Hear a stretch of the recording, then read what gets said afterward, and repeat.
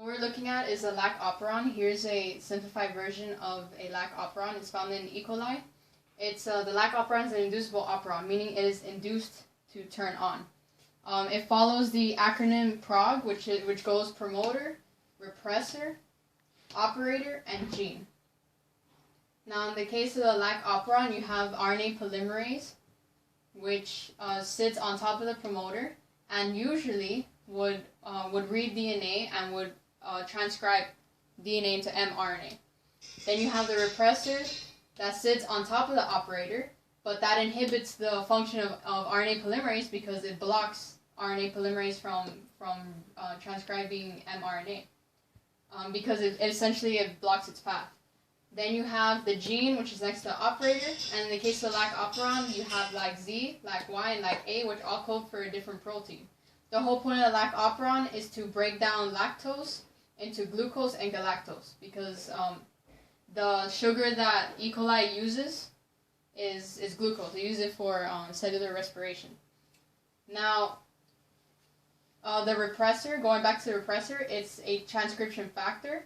It's a protein, an allosteric protein with 2 binding sites. It prevents the transcription, as I said earlier, of RNA polymerase from occurring. Now, in the case of when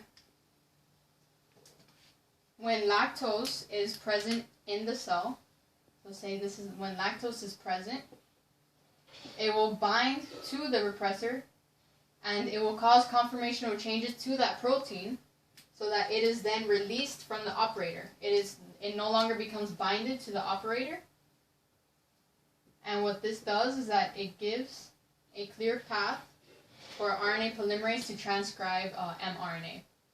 And as RNA polymerase transcribes mRNA, it will transcribe the genes that code for beta-galactosidase, which breaks down lactose, Lac Y, which codes for permease, which allows more lactose to enter the cell, and Lac A, which codes for transacetylase.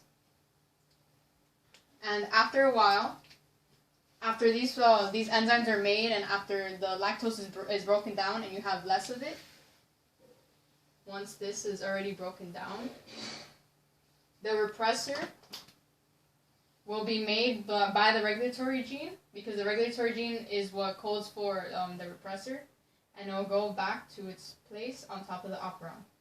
And in that case, you're no longer going to have the formation of the proteins that code for beta-galactosidase, permease, and transacetylase.